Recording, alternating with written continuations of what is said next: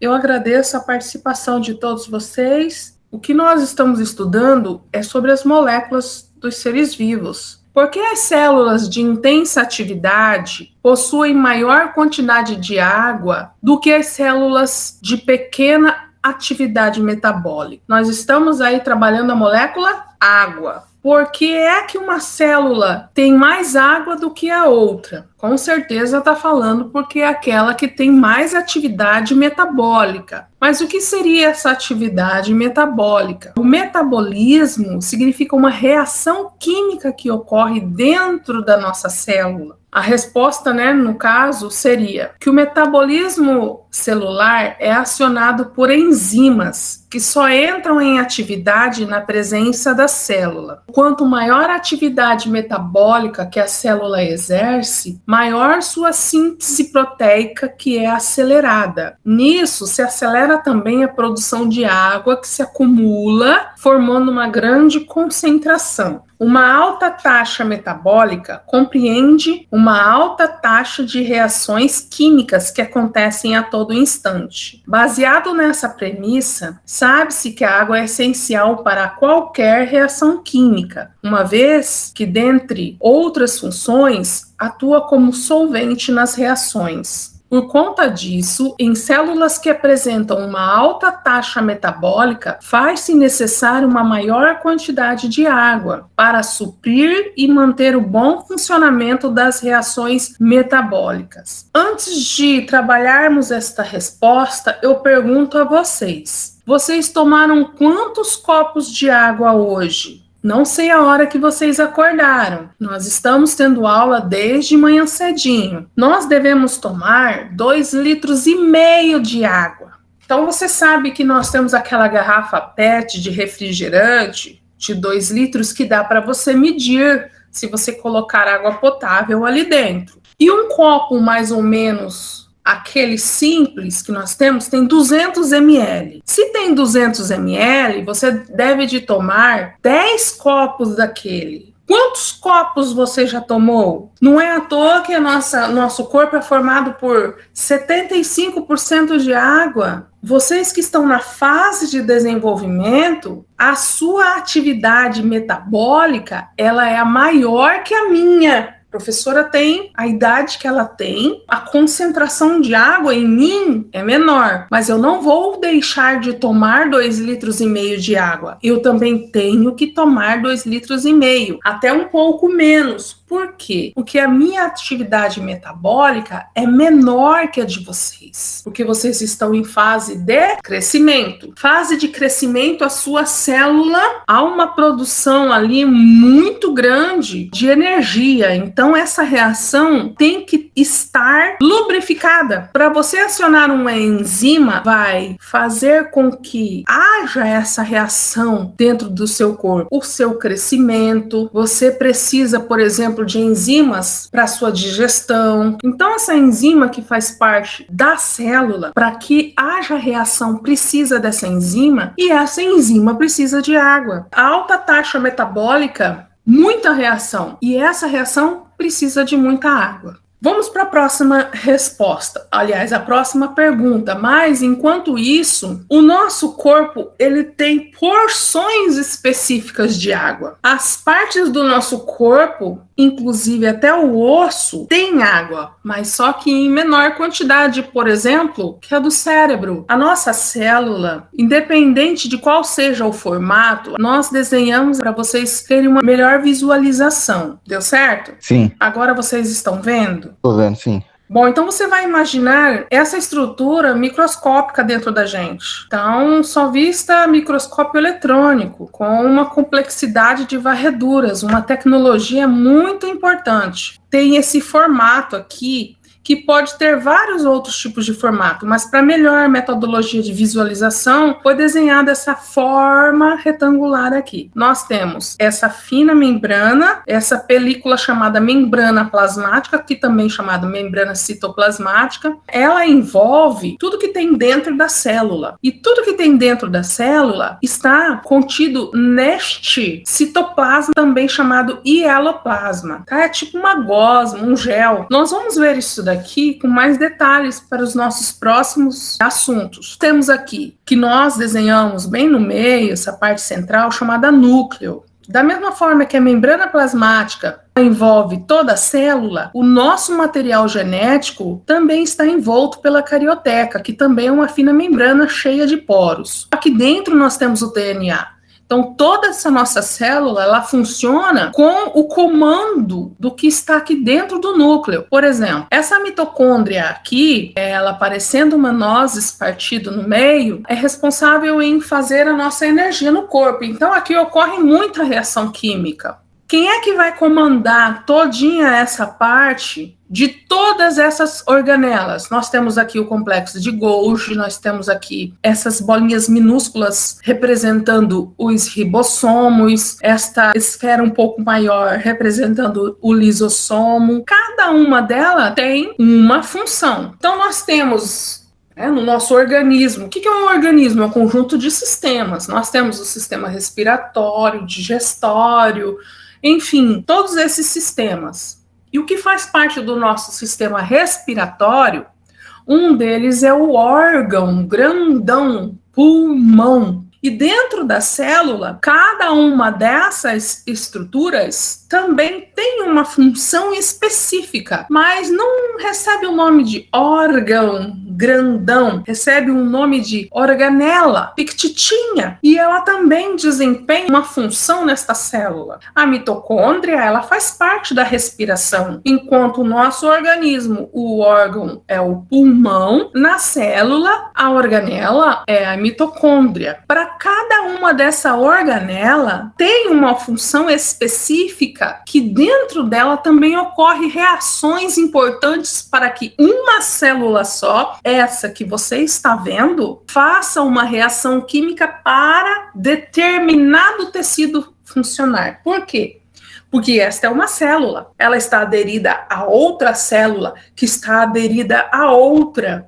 E assim, um conjunto de células formam os tecidos. Ora, imagine um tecido, por exemplo, tecido muscular, um conjunto de várias células para o músculo. Um tecido sanguíneo, um conjunto de várias células para o sangue. E esta célula, sendo demonstrada para você, ela tem uma vida dentro dela. Para que ocorra essa reação, ela tem que ter muita água. Então, vou passar para a próxima. Como se organiza uma célula para executar as funções metabólicas? As células dos organismos multicelulares são aqueles organismos que têm múltiplas células, várias células. Nós temos várias células. Estão divididas em dois compartimentos principais, separados pelo núcleo e pelo citoplasma, como já foi demonstrado. O núcleo tem em seu interior a quase totalidade do DNA que existe na célula. E desta forma, é o local onde se armazenam as informações necessárias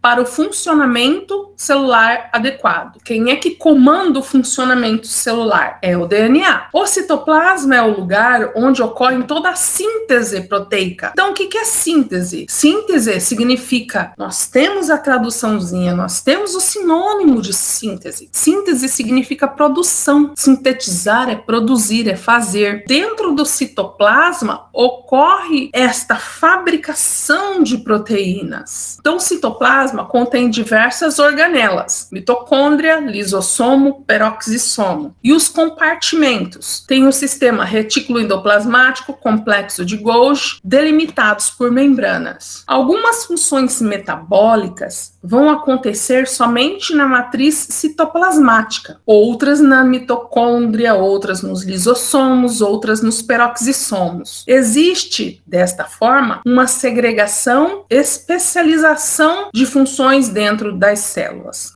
Então, enquanto dentro do citoplasma ocorrem reações, o DNA é que comanda. Mas a mitocôndria, dentro da mitocôndria, nós também temos DNA. O que ocorre dentro da mitocôndria é o DNA da mitocôndria que comanda ela. Para os próximos assuntos, nós vamos pontualizar cada uma dessas estruturas aí. Também está respondido. Assinale a opção na qual podemos encontrar células com mais baixo teor de água. Semente em estado de vida latente. Latente, o que significa latente? é o estado de repouso de um organismo vegetal, que mesmo estando vivo, não apresenta manifestações de vida. Um exemplo de vida latente são as sementes maduras, que estão prontas para germinar. Vida latente é aquela vida que, por enquanto, está paradinha, que está pronta para manifestar para a vida. Então, enquanto esta semente está paradinha, a massa cinzenta do cérebro, ela tem uma porção significativa de água. O tecido adiposo, que é a gordura, também. A água viva, ela é 98%, 99% só água. E o tecido muscular, para ele funcionar também, ele precisa de muita água. Então, a resposta é a letra A, ok? Os tecidos adiposo e muscular, águas vivas e massa cinzenta encefálica, conta com um teor de água elevado, entre 25% e 95% de água. As células das sementes apresentam 15% de água. Com mais baixo teor é a letra A. Fatores, relação existente e proporcionalidade entre as relações. Com relação à quantidade de água. Atividade funcional do tecido ou órgão. Quem tem maior atividade, que precisa de maior teor de água? O músculo. Qual é aquele que tem menor atividade? É o osso. Com relação à faixa etária do organismo, o jovem tem maior teor de água. O adulto, o organismo do adulto, menor teor de água. Mas aí eu pergunto a você, por que o organismo adulto tem menor teor de água? Porque então, ele tem mais células ativas do que um adulto. Então a gente pode falar, o jovem ele tem maior teor de água porque ele tem mais reação química no corpo, maior reação, porque se está crescendo, a reação é maior. Enquanto o adulto, cada vez mais o metabolismo vai diminuindo. A quantidade de água também precisa de uma menor quantidade. Vocês estão de parabéns. E também fatores que falam do teor de água é da espécie. O homem tem de 65% do peso do corpo de água. A medusa, 98% do peso do corpo. Sementes e esporos, 15% de água. Vida latente, como nós acabamos de ver. E isso varia conforme a espécie e o estágio da vida. Então, como nós trabalhamos aqui, enquanto jovens, maior quantidade de água, porque que as reações metabólicas que ocorram dentro da célula têm que ter enzimas para que elas ocorram. E as enzimas, elas só existem e só funcionam se houver a água. A taxa de água, ela varia em função de 3 fatores básicos. A atividade do tecido ou órgão, a quantidade de água é diretamente proporcional à atividade metabólica do órgão, proporcional, ou o tecido em questão. Pela atividade do tecido ou órgão, pela idade e pela espécie. O que um tecido ou um órgão faz? O músculo trabalha mais que uma determinada parte do corpo.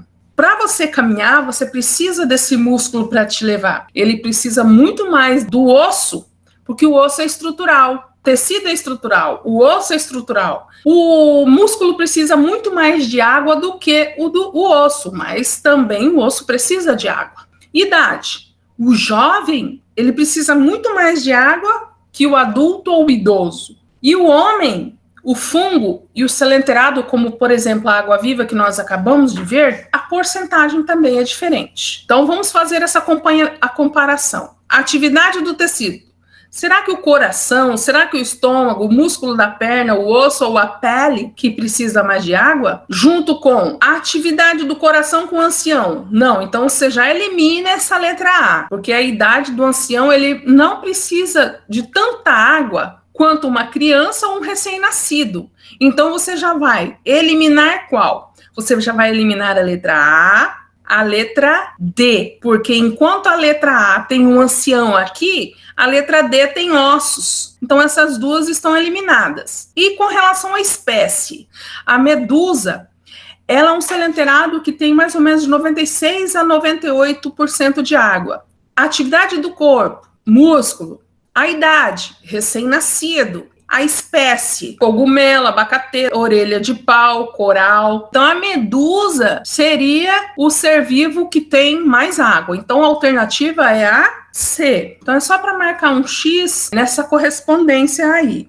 Bócio endêmico é o aumento da glândula tireoidea, doença muito comum em regiões interioranas do país. Esta doença relaciona-se com a falta de cálcio. O cálcio atua na formação de ossos e dentes, regula a coagulação e participa de funções neuromusculares. Fósforo, sua principal função no organismo é de formação da estrutura óssea, na construção e manutenção do esqueleto animal, dando suporte aos órgãos e músculos. No osso, o fósforo está intimamente combinando com o cálcio na fórmula de hidroxiapatita. Potássio. O potássio é crucial para a função cardíaca e desempenha um papel fundamental na contração do músculo esquelético, que beneficia uma digestão normal e as funções musculares. Iodo. O iodo é um elemento indispensável, pois ele participa na formação de 2 hormônios, a tiroxina e triiodotiroxina. Esses hormônios são indispensáveis ao desenvolvimento do homem. Agem sobre a maioria dos órgãos. Então, eles têm função no sistema nervoso, no cardiovascular, na questão da conservação da temperatura, da contração muscular, esquelética, funções renais, funções respiratórias. O bócio endêmico é a carência de qual tipo de sais minerais? O iodo. Nós temos o ferro aí para participar com os glóbulos vermelhos na produção da hemoglobina presente nessa hemácia. Então, hemácia são glóbulos vermelhos. E para dar cor vermelha ao sangue, existe esta hemoglobina. E a hemoglobina, ela é feita com o ferro. Tem a participação importantíssima do ferro. Qual é a função dos glóbulos vermelhos?